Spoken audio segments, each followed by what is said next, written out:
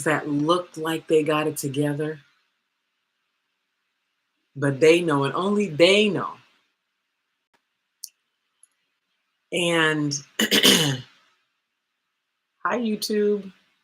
Sorry you guys have missed so much. I've been live here on TikTok for a minute. For whatever reason, YouTube wasn't working. But I'm in my normal life. And then what happens? Depression kicks in. Remember I said oftentimes pain is what moves things. Not because we're tapped into our desire. Not because we're tapped into the excitement of living in this foreign country, not because we're turned on and we just know this thing is for us and so we're going in that direction. Sometimes that happens, but that happens less of the time.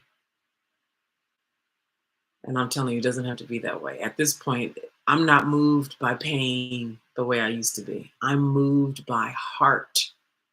I'm moved by fulfillment. And humans are kinky though. We think we don't like pain, but we really like pain. We really do. That's a whole other conversation. Anyway, depression sets in. I remember specifically living in this beautiful 2-story home, well manicured cul-de-sac, beautiful home, 3 bedrooms, 2 baths. It's just myself and my husband. We don't have any children, but he's definitely wanting them. I mean, the stage is set for me to have the perfect IG lifestyle, the perfect family, young, educated, the handsome husband who adores me, children, I dress well, I look good. The stage is set. How many of you want that? How many of you look at that online and you like, she got it all? Maybe your envy kicks in, your jealousy kicks in. I want that. I'm leveling up for that. I'm preparing for my family, for my king. How many of y'all have that? How many of you want that? How many of you don't want that? But how many of you look at that online, right? It's about to be Christmas and you see the Christmas photo of the mother looking good with the youngest child in her lap and the husband standing right there.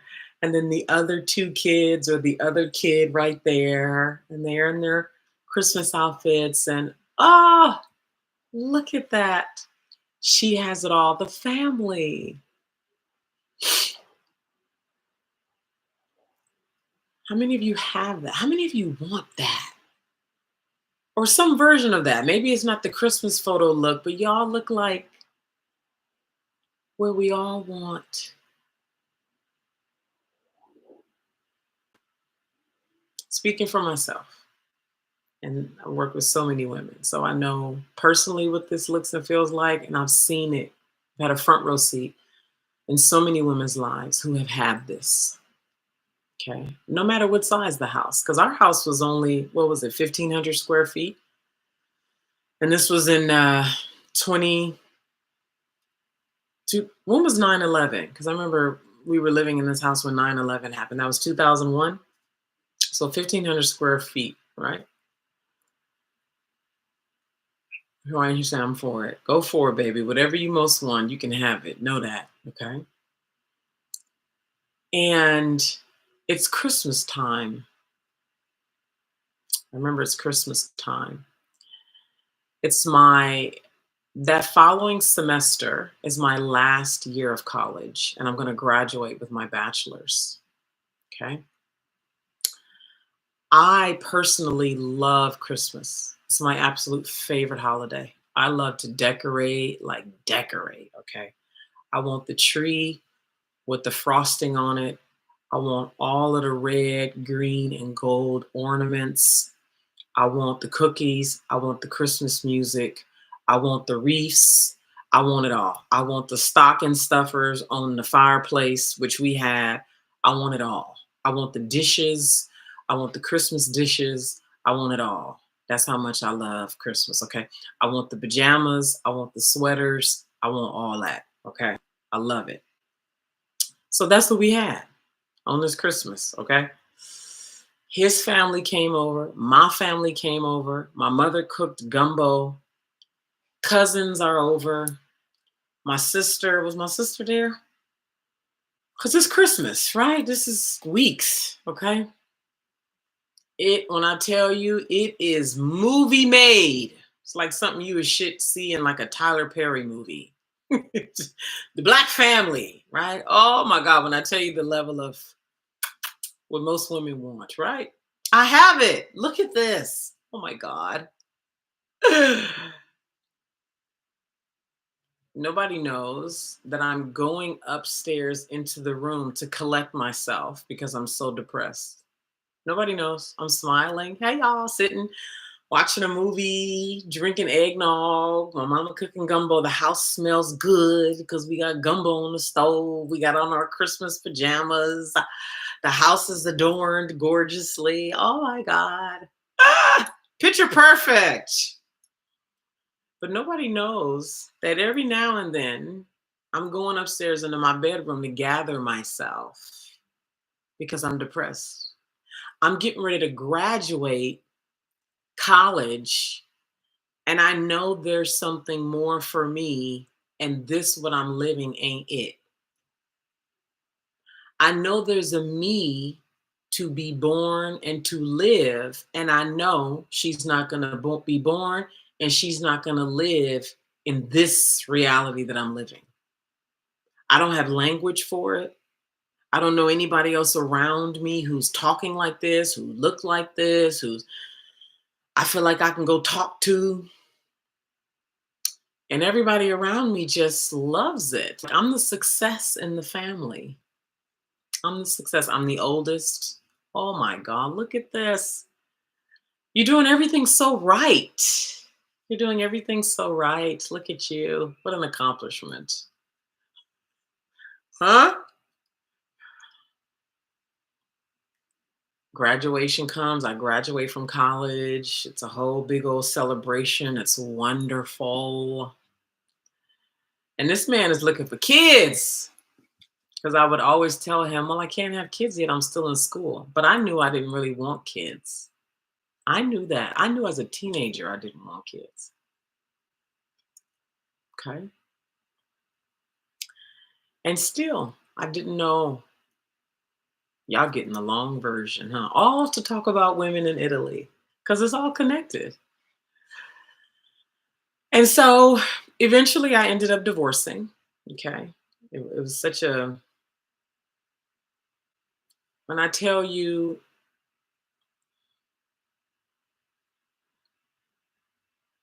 I never thought about it from the angle that I'm sharing it now, but it might be the first time I actually made an adult decision.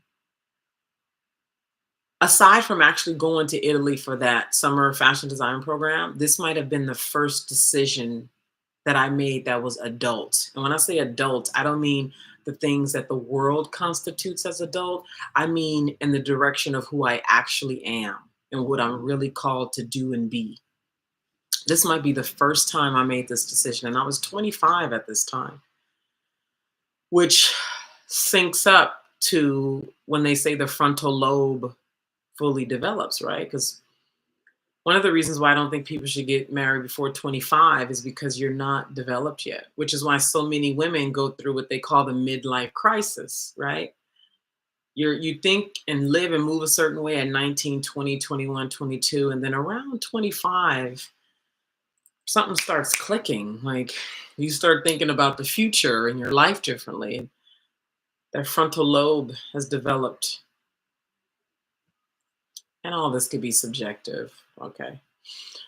Um, Somebody asked, is it September or July? Do you really want to know? Online production sphere? Do you really want to know? Are you really considering women in Italy? I'm just asking. Thank you for the over 2,000 hearts. Because the screen, you see the screen up there? Um, so I went on. Now, one thing I want to highlight right now is the fact that my experience, I'm sure for some of you here, and me working with women for years. Matter of fact, I talked to a 70-year-old woman yesterday who talked about never having anybody to talk to.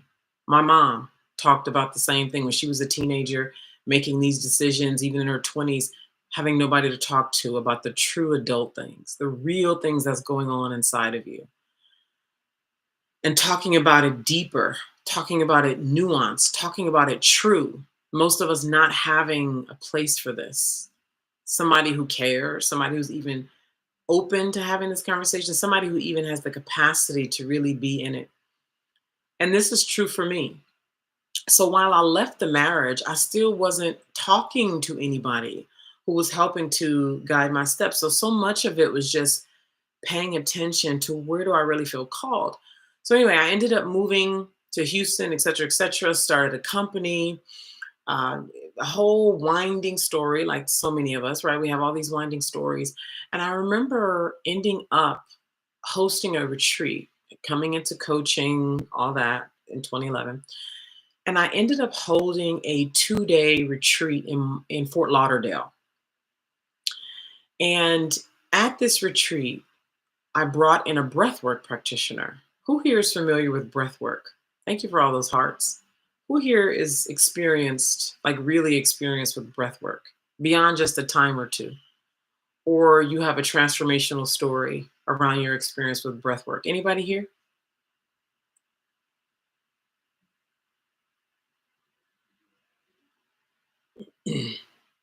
Hey, Natural and Easy says she teaches breathwork. Tell us about it. What two words would you use to describe breathwork for folks here who maybe never heard about it, or they've heard about it but never really got into it? Oh, Ivy says she's scheduled to have a session. Beautiful. Mm. Natural, what two words would you use to describe the positive effects of breath work? Life sourcing. Beautiful. I concur. Life sourcing. So I brought this breathwork practitioner into my retreat because I had had my own experience with breathwork at a business conference I had gone to years before. And so I have this 2-day retreat at the W Hotel, actually. It was freaking gorgeous. So it was W Hotel on the beach in Fort Lauderdale. Brought this breathwork practitioner in. It was actually a man, black man, who was living in Miami, and he was fantastic. And because it was a 2-bedroom suite where we had the retreat, and it was a 2-bedroom suite that had been gutted, so it was set up for people to have their own customized events. That's how this 2-bedroom suite was set up. So it wasn't already furnished. They brought in things that you wanted to have in there based on your event. So I remember I had them put a bed in one room, and then the other room, we just had chairs for everybody who was coming. And then in the kitchen, living room, seating area was where we had like food set up and another table for us to sit around, and the whole setup for us to sit in a like eating communal kind of way. So that was the setup of this 2-bedroom suite at the W Hotel on the beach in Fort Lauderdale. It was stunning. And so on day 2, we ended up going into the bedroom that was the chairs. We put the chairs in a circle and to do our breathwork session with this man. So I remember he either went around. No, he went around individually first. That's what he did. So we're in a group, but he would like laser in on an individual, to interact with them in the group. And then he did a full on like group breath work collective experience. And I remember I engaged, even though it was my retreat, I decided to get in on it as if I was a participant too. And I remember when he came around to me and lasered in on me, and I'm into it, right? So I just remember having such a radical breakthrough, and it's why I will forever encourage breath work forever and ever and ever, because it is absolutely life sourcing, like Natural said. It's why I ended up hiring this man, and he was actually on my payroll for some time. I referred him to other clients. And I talked here about how we get caught up in our everyday life just living, and it's so easy to do because the system is designed to numb you and have you go into forgetfulness and ending up in inertia and somehow getting stuck, and then you trying to get unstuck, and you're in these patterns. The whole system is set up for that. And remember, I talked about how I had, when I was taxiing down this runway and I took off, I said, I don't know when and I don't know how, but I'm moving to Italy. I forgot that I said that to myself, but I had cast that over my life in my heart when I said it. Okay. So when I'm doing this breath work with him and it cuts through because I'm really doing it. Okay. I'm not like conceptualizing it, and not to be like, you know, but we know how to block our own breakthrough. Before I came here, I was on the phone with another woman where basically we were talking about her blocking her own breakthrough. Women know how to block a breakthrough. We know how to avoid people, experiences, environments that would break us open to ourselves. We do this consciously and unconsciously, okay? And when we're really ready, when a woman is really ready, get out the way, okay? Just shut up and get out the way. It's what it is. And I was willing. I mean, this is my retreat. I'm in the game. I'm hardcore in the game, skin in the game, and I'm open. Let's do it. I'm receptive. And when you are truly like that and your unconscious is in agreement with your conscious, because so often our conscious mind thinks we're going after a goal, but our unconscious mind is in vehement disagreement. And this is where we start creating friction and resistance and yes, no energy, and causes vibrational chaos because the conscious and the unconscious are not in agreement. And my conscious and unconscious were in absolute agreement. And so I remember when I tell you it cut through, and it was like,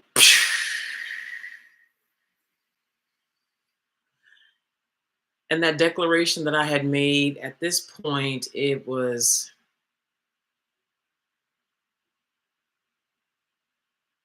over a decade later, over a decade after I made that declaration. It's like it woke up. And the one thing I remember, if I don't remember nothing else about this retreat, I remember in that breathwork experience, two things. There was a Latin woman there. Remember, she was an older Latin woman. And she also had a powerful experience during the breath work. And I remember her like barreling over, like her whole body. We were sitting in chairs and her whole body went over her knees. And then, it was like a whole opening for her. And it was breakthrough and powerful. And I remember she did this powerful testimonial, incredible, incredible. And I remember being like, this is the first day of the rest of my epic life. I remember saying that verbatim out of my mouth. This is the first day of the rest of my epic life. Whew. I'm going to Italy. I'm going to Italy. I'm telling you, it's like shit clicked. Within it was summer. It was like June. No, May, at least spring. It was at least spring of what year was this? This was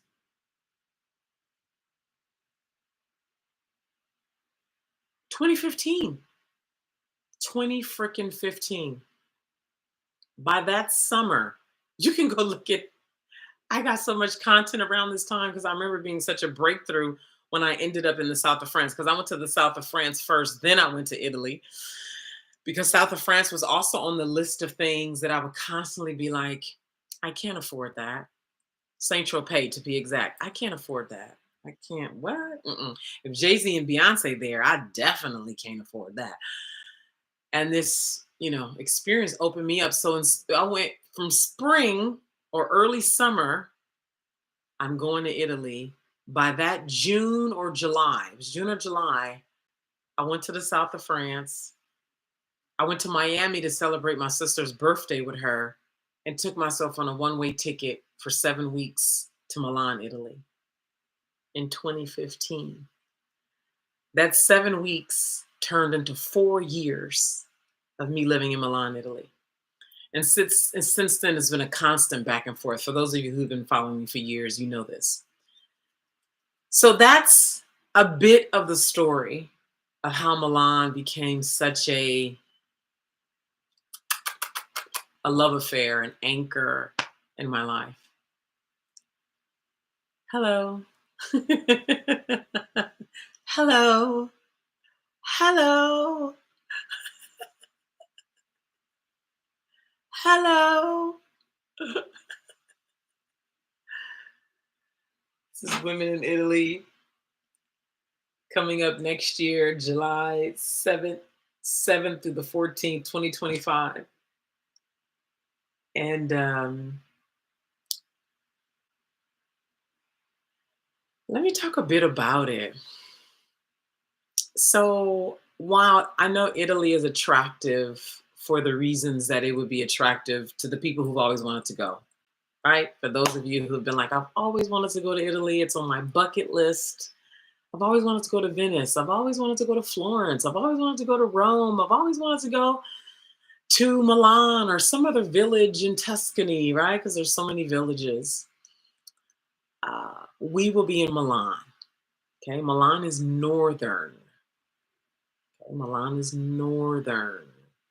It's between, I mean, it's above Rome, above Tuscany, above Florence. Okay. And Milan is like the New York of Italy. Okay. It's where the money is, it's where uh, English is ubiquitous, it's where very international, extremely international. Okay. It's actually on the list of places that the wealthy are moving to. A new law was put into effect, um, basically for tax reasons, is why it's become a place where a lot of wealthy are moving to. Uh, they've also literally have doubled a fee to the major wealthy. When I say major wealthy, I mean people who are at like 200 million, if I'm remembering this correctly. 200 mil, is it 200 million or is it 7 million? No, I think it's 7 million. 7 million, correction. So it's 7 million. People whose net worth is like 7 million or more. Anyway, I won't get into that right here, right now. But the point is, it's on the list of cities that the wealthy are moving to. Okay. And of course, that has its pros and cons. But Milan is like the New York of Italy. It's where the money is. It's extremely international. It's the fashion capital of the world. It's absolutely stunning, absolutely stunning. Um, oh God, I could say so much. My love, whenever I'm in Italy, it's the one city where I feel like I belong. And when I say belong, I feel like it's mine. Milan feels like it belongs to me. I don't even feel that way about the city I was born and raised in. I don't even feel that way about San Francisco. But in Milan, I always feel like it belongs to me. I don't have any family that I'm aware of that lives there. I don't own any real estate there, although I will. Hold on, I need to do this verification thing. Ugh, come on.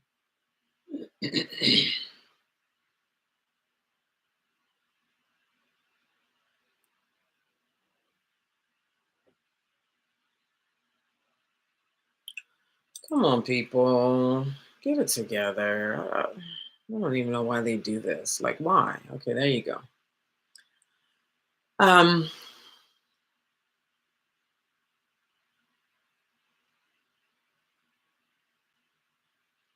so the reason why I share this is because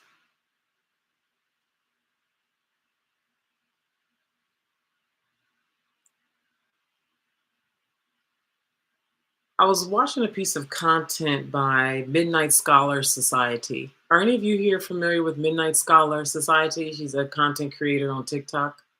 Young black woman. And she was doing a video on, I think, problem solving. I could be incorrect, but essentially she was talking about how deeply many humans believe that things are supposed to be hard. Most of us have been very programmed to have a strained relationship with abundance. We aren't born like that, but most of us have that instilled in us through our parents, right? My mom used to often say to me when I was younger, I'm not paying that kind of money for that. I'm not paying that kind of money for that. I'm not paying that kind of money for that. I'm not paying. And I've told this story so many times, right? How many of you grew up with your parents saying, money don't grow on trees? We can't afford that, or whatever, right? Or some other kind of way you learn scarcity. Somebody said, I call that struggle bound. Yeah, right? Struggle, scarcity, lack, survival. And so while you're born as a young person, right? My 3-year-old niece, and for all of you who have small children, they don't know nothing about no lack. You have to teach them lack. They're not telling themselves no, not until you tell them no over and over and over and over and over and over and over and over and over and over and over and over and over and over and over again. That's a program. Over and over and over and over and over and over and over and over. No, no, no, no, no. We can't afford it. We can't afford it. We can't afford it. We can't afford it. We can't afford it. We can't afford it. We can't afford it. I'm not paying that kind of money for that. I'm not paying that kind of money for that. I'm not paying that kind of money for that. I'm not paying that kind of money for that. I'm not paying that kind of money. I'm not. So imagine hearing I'm not paying that kind of money that for that from 3 to 10 years old. I'm not paying that kind of money for that. I'm not. And every time you ask for something you really, really, really, really, really, really want, your mom or guardian says, I'm not paying that kind of money for that. I'm not paying that kind of money for that. I'm not paying that kind of money for that. I'm not paying that kind of money for that. I'm not paying that money for that. Money don't grow on trees. Money don't grow on trees. We ain't got that kind of money. I'm struggling to pay this. No, you can't have that, but you can have this smaller, lesser thing. No, you can't have what you really want, but you can have this smaller, lesser thing. No, you can't have what you really want, but you can have this smaller, lesser thing. No, you cannot have what you really want, but you can have this smaller, lesser thing. You cannot have what you really want, but you can have this smaller, lesser thing. What you think you're gonna be thinking by the time you get to 11 years old? My mama say we can't afford that. My mama say I can't have that, but I can have this. My mama say I can't have that thing right there, but I can have this. My mama say money going growing trees. My mama say I can't have that. My mama say we can't do that. My mama say we can't afford that. My mama say we can't do that. My mama say we can't afford that. My mama say we can't do that. My mama say we can't afford that. That's how you go from being 2 years old, expecting to have everything you want, absolutely knowing no lack. You don't know no, right? You might say no to other people because you naturally have a boundary. You naturally know what you want. And then you can't have that. You can't have that. You can't have that. You can't have that. You can't have that. You can't have that. You can't have that. No, no, no, no. You can't have that. Money don't grow on trees. We can't afford that. You can't have that. We can't afford that. You can't have that. We can't afford that. You can't have that. You can't afford that. You can't have that. By the time you get to 11, you're going to even stop thinking about what you really want. You're not going to even think about it anymore. You're going to see something that you might want, and the program is going to immediately say, I can't have that. You can't afford that. Too much. You can't have that. We can't afford that. Money don't grow on trees. You can't have that, but you can have this. You can't have what you really want, but you can have that. You can't have what you, but you can have that. So you know what that looked like for me? With my mom saying, whenever it's something I really wanted, I'm not paying that kind of money for that. I'm not paying that kind of money for that. I'm not paying that kind of money for that. You know how that showed up in my adult years? I would go into a store where I loved to shop. One of those stores was Banana Republic, Express, Limited. I would walk into the store and go straight to the sale rack. Wouldn't even look. Wouldn't even look. Because you can't have that, but you can have that. You can't have what you really want, but you can have that. You can't have the real thing, but you can have the knockoff. You can't have but you can have that. You know the work I did to reprogram that shit? Yes, how the vibrational match for the smaller, lesser thing gets established. Exactly. Okay. So how that also showed up for me, because it's going to show up in so many things. With the men you choose, you end up with a man who constantly telling you we can't afford that, you doing too much. Yeah, you picked him because he matches what you actually already think inside. Okay. Because what's the difference between you and the woman who thoroughly expects for her man to bring her gifts, give her things, shower her? What's the difference? What you thinking and expecting for real, for real? So another way that showed up in lack in my life is whenever I saw something that I wanted, that I even thought cost money, never mind if it actually costs money. If I just think it costs some significant amount of money, I would instantly be like, I, I can't afford that. I can't have that. I can't have that, but I can have this. I can't go to South of France, but maybe I could go to this town near San Francisco that sort of resembles France.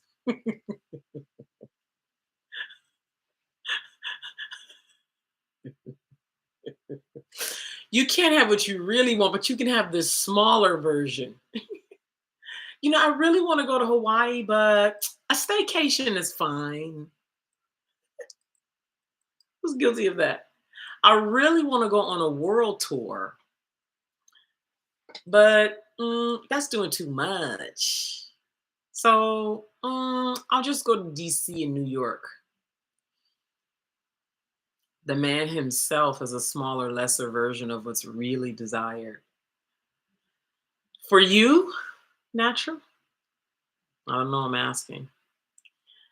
So I went in this whole breakthrough, I went to Saint Tropez, this place that I have been telling myself, I can't afford that. I can't afford that. For years, I can't afford that. I can't afford that. I can't afford that. I can't. Nah, we killing this right now. I went to the south of France, went to Miami for my sister's birthday. I went on a one-way ticket for 7 weeks to Milan, Italy.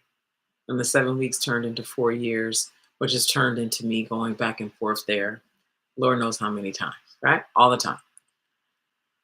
And when I'm designing women in Italy, this last one that we just finished, September 16th to the 24th,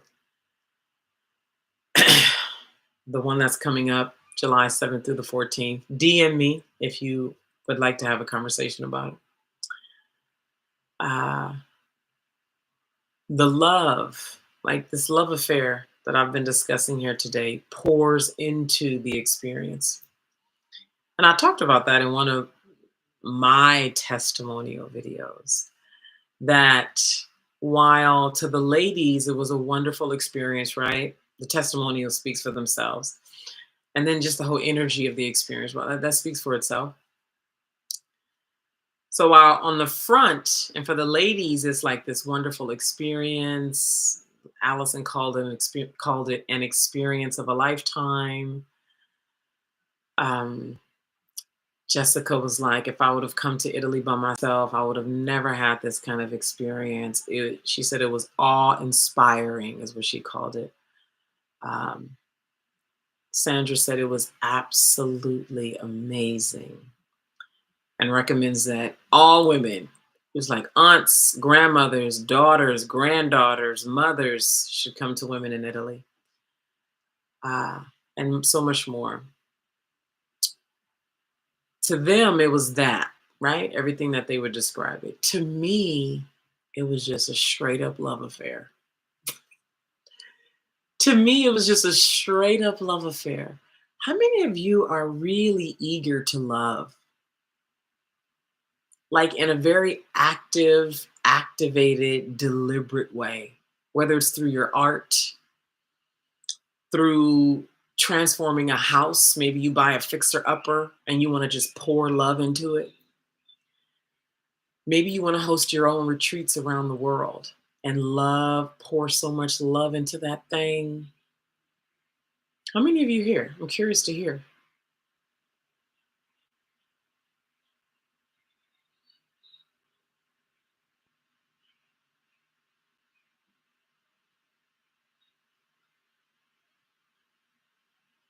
This is the way to live.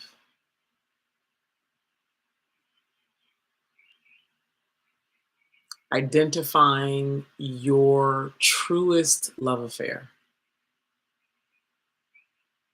Your truest love affair. It is personal. It ain't got nothing to do with nobody else.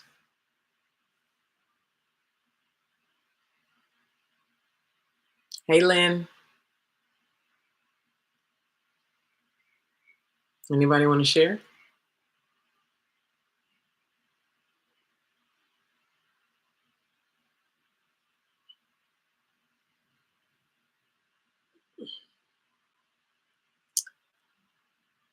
Love affairs exist in the world of ease. I'm not saying there are no challenges. I'm not saying there aren't things that feel frustrating. No. What I'm saying is love affairs constantly, constantly, constantly invite you into the ease that life can be. Let me repeat that. Love affairs invite you into the ease that life can be. I don't mean Cinderella love affairs. I think y'all know that, but let me just say that for the record. I don't mean Cinderella like, no. I mean genuine, deep, personal love affairs. And if yours is with a man, so be it. Okay? I'm saying this is not the fairy tale, and I'm into fairy tales that you actually can bring into your reality here. Okay? So I'm not even like anti fairy tale. Because in many ways, living in your own love affair can feel like a fairy tale, baby. So when this young woman who I mentioned a little while ago was talking about how most humans don't really believe in ease, we actually are very programmed for struggle, in the ways that I already talked about here, how that works, where we just expect shit to be hard. Where even one of the women who was at Women in Italy was talking about she is always looking at the negative, like worst case scenario, and always on this kind of like waiting for the ball to drop, waiting for the bad thing to happen. I mean, that's like how a lot of people live. And I remember when she signed up for Women in Italy, we were on the phone. She signed up while we were on the phone, and I asked her, I said, "So why did you sign up?" And I remember this so much because of how pure and what's I think is at the heart of a lot of humans, what many of us want to get back to. So many of us never do. And what she said is,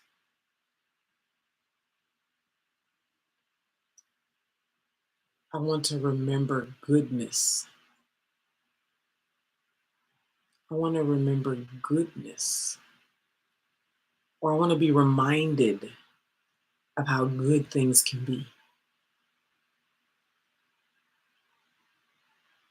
I want to be reminded of how good things can be.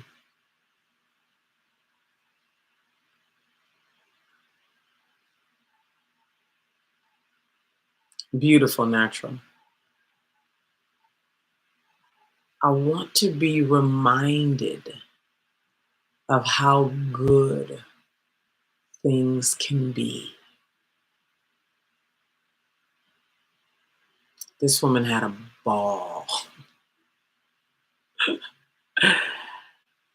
And she said something the day, or either the day before or 2 days, I think it was the day before. She left to go back home. She was like, back to reality, back to reality. Because she was living in a kind of fairy tale, an exquisite goodness, an experience of a lifetime. Because she was able to bask in my love affair. Oh, I invite you all to dig inside yourselves right now and harness the energy of being live with me right now. What's your love affair? What perhaps feels too good for you to have as true as your everyday reality, but you've always wanted it? Anybody want to share? Or would you rather keep it at a distance? Does it feel safer to keep it at a distance because you're actually scared to live? Very common for women to be scared to live. And what that looks like is avoiding and hiding in order to never get intimate with her own love affair, never get intimate with the life that she would design if she was entirely in her life. You can stay there, sentimental. How about you just stay there? Yeah, just stay there. Do you have kids? Do you plan on having kids? Yeah, you can teach them. You don't need to know about no love affair. Then you can leave then. You can leave, girl. It's a waste of your time, girl. Go over there with them people who talking about Earth is trash. And it don't matter anyway, because we gonna die. Girl. We struggling out here, bitch. These landlords is fucking on us high ass rent, bitch. Go over there. It's a bunch of people over there you can make friends with. I think you should go back. Go get some more. Go do a whole live stream. Get into it deeply. Maybe you can buy my pussy alchemy ritual, where you lay down and open your legs and stroke your clitoris and talk about how much you love being in forgetfulness about your love affair. How much you love that it matches what you deeply feel. How much it turns you on to live in scarcity. And rub that pussy, rub that clitoris.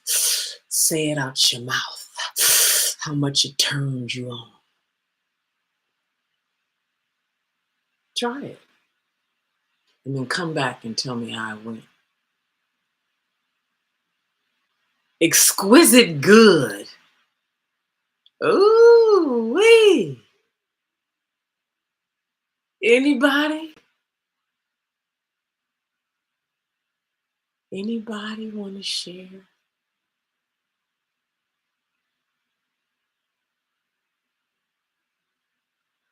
When I tell you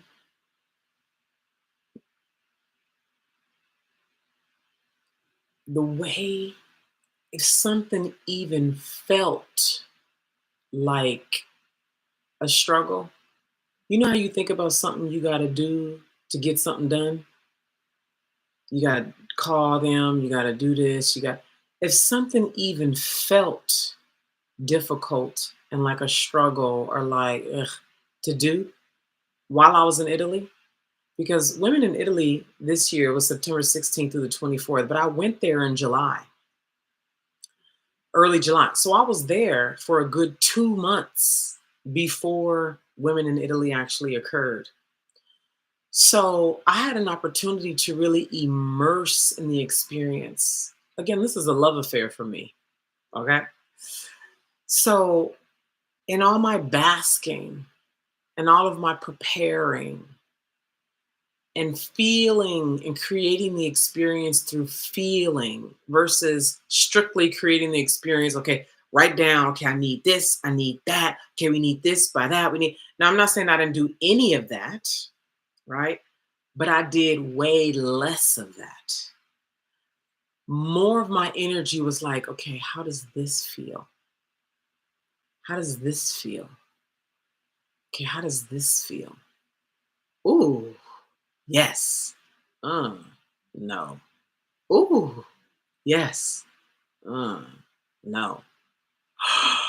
Oh my God. Yes. What? Mm-mm. Or or if something was just like, hmm, um, even allowing myself to go deeper with that and allowing myself to feel deeper, okay? This neck up behavior of so many women, like neck up, meaning you're disconnected from this down here. So all of your decision making is about logical, what makes sense. Oh, because that, right? It makes sense, but it doesn't feel, it doesn't, mm, and practicing this helps you start to hit spots inside yourself to see where is the source of the, uh, is that feeling really coming from a trauma? Is it coming from a memory that sort of has you living in this pain state? Is it, how much of this is the you, and how much of this is just a pattern? But when you order your life, where's the love here? Where's the yes? Where's the turn on? Where's the thing that, ooh, the thrill, the yes? And when you are neck down, when you learn to really feel your life, and this ties back to what I said about so many women are afraid to be neck down. It's actually a survival mechanism for them. So the way they survive is staying in the head, staying super logical. So they link with anything and everything that helps them stay neck up because it's actually a survival mechanism. Because when she goes neck down, then all of a sudden now she's living in her own knowing. And that comes with responsibility and that comes with decisions, which puts her in the director's seat of her life. And so many women avoid life, are scared of life, are scared of taking the director's seat. So when I tell you that even something that felt like it was going to be a struggle, it even felt like, no. I said, no, I'm not doing it. Even if it was something that looked like something I needed. We need a driver. We need, where are we going to have dinner? Where are we going to have our lunch on the shopping day? Where are we going to have this? Where are we going to have that? And this call to this company is how I start deciding who's going to be our driver, or going to this restaurant and having lunch to see how they treat me.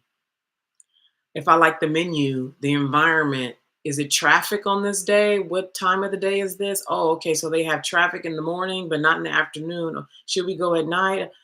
And if it even felt like a struggle to go to the restaurant, I'm not going. If something about going, making this phone call or doing that even felt like a dread, I didn't do it. And I really let myself feel my way, feel my way, feel my way, and trust the feeling of the way, the whole way, entirely, and ride the edge. Because when you're doing this, it can feel like you're on an edge. And when you have an immature nervous system, when you don't trust yourself, when you're still living in a sort of scarcity and you're unwilling to do the work every day to feel your way in your life and be a neck down woman, a neck down. You feel your body. Does your neck hurt when you think about this? Does your body activate when you think about this? Does your body get tight when you think about that? Does your body relax when you think about that? Does your body go into a fight or flight when you start talking about this? Does this make you feel good? Does this make your frequency go higher? Does this make you remember? Does this bring you into hope?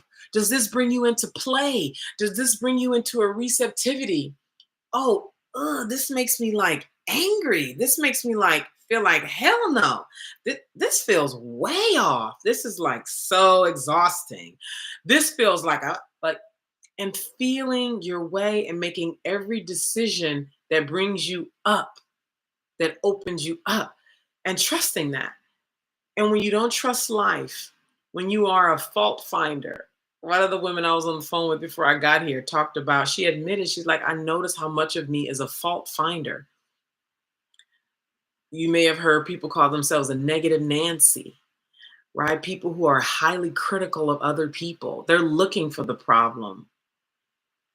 You can give them every solution. They're going to find a problem and a solution. Matter of fact, they're going to take the solution and flip it and somehow turn it into some kind of hell. See, no, because look at that. See? Is anybody here guilty of that? So anyway, it even felt like a skip. I'm not doing it. And when I tell you, oh my God, I'm convinced at a whole new level, convinced at the power of ease, the power of a love affair, the power of saying yes to your personal, most intimate love affair, the power of trusting your body's wisdom, the power of trusting your yes, the power of living neck down and feeling your way through. Oh, no. Huh? Hmm. Hmm. Hmm. I don't know. Wait. Should I? What do I most want here? How do I want that to feel when I get there? Why am I doing this again? Where are we going? Who? Why? You sure? Do you really want that? Or are you only doing that because you think they want it? How do you know what that's going to feel like? Relax. Yes, you can have it. What do you most want here? Do you mean it? Are you sure? Check in. How does it feel? Okay, no. Very good. Okay, now go. Wait. Oh, I'm tired. Let it go. Okay, trust this right here. Okay, remember you doubted right here. Stop. Ah. Ooh. Yes. And trusting as you feel yourself in your life, not like thinking all the time and activating your own anxiety and constantly overthinking and trying to make it make sense. And well, it doesn't look like it, so never mind. Versus, no matter what it looks like, I know, I can sense, I feel. So we're going that way. Which way do you prefer to live? Which way feels more true, expansive, feminine? Which one feels more sustainable? Which one feels like it would feed you more, bring you alive more, help you remember who you are more? This is a lifestyle, people. This is not a, well, I'll sit and think about it kind of thing. I love that this has even had you all start thinking about a love affair because nobody has shared an actual love affair yet. But I see it's been some thinking about it. Hey, euphoric dreams.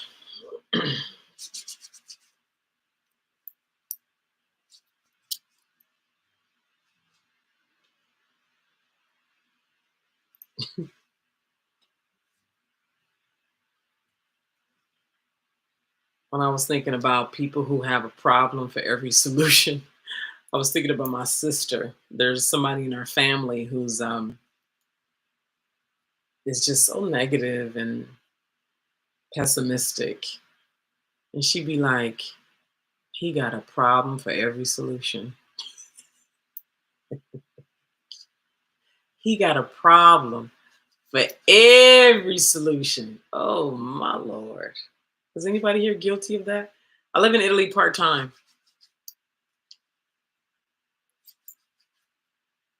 Anybody here guilty of being a fault finder?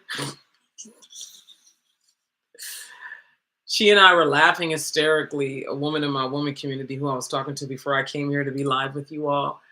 And it's so refreshing when people can own the aspects of themselves that are not particularly desirable. She was like, I have a tendency to be a fault finder.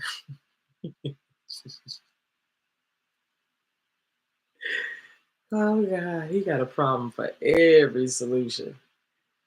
I swear, he'll lay out every worst case scenario, every problem, and you would give him solutions, really good ones for everything. Girl, he gonna find another one. I gave up on that shit. I gave up on. I said, let him have it. Yeah, let him have it, girl. Let him have it. Let him keep it. So, I think I'm closing now. If you would like to begin a conversation with me about this love affair of women in Italy, maybe I should start calling it that. Yes. Oh, if you would like to begin a conversation with me about this love affair, women in Italy, send me a DM here on TikTok, or if you're on YouTube, you can shoot me an email. The email will be in the description. The company email is help@naimasingletary.com. Help@naimasingletary.com. Women in Italy is July 7th through the 14th, 2025. I chose it because July is the big shopping month where so much is 30 to 50% off. Some of the best shopping you're ever going to do in your life is going to be 30 to 50% off in July. So July 7th through the 14th, that's a week. Milan, Italy, an exquisite, elevated experience. Feminine power, fun, and luxury. Feminine power, fun, and luxury. If you love to come live in my love affair with Milan, Italy, you can send me a DM here on TikTok. You see the deposit is $1,000 to hold your space. And this is assuming it's a good fit. This is not something you just pay for and you can get in. The conversation is for us to find out who you are, what you want, and if it's a good fit. And again, if you're on YouTube, you can send an email to the company, help@naimasingletary.com. Help@naimasingletary.com.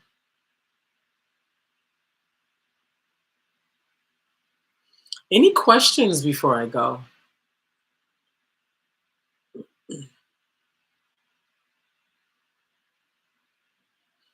Don't we look good?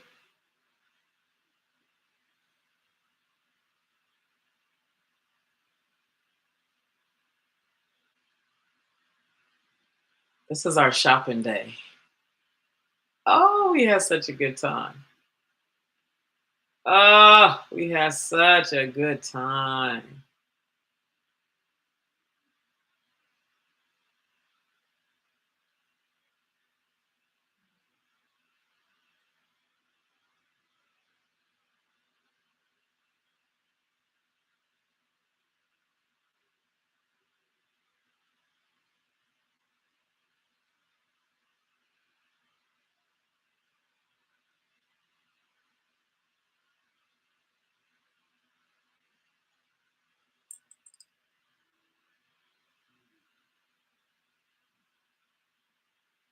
I'm really just enjoying looking at it. I wish I could do like a slideshow right now. I actually was like, can I put up a video from my let me see something real quick. I'm just curious. Thank you for sharing. I'm not sure who that is that shared the live stream, but thank you.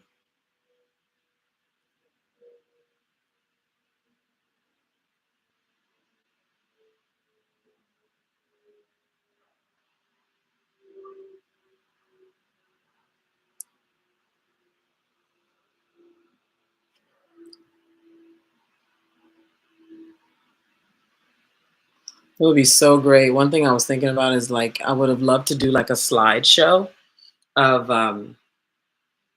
photos or even like put up testimonials to share with you all. Even though if you go to my wall and scroll, you can look at them. But I thought that would have been fun as part of our interactive experience here.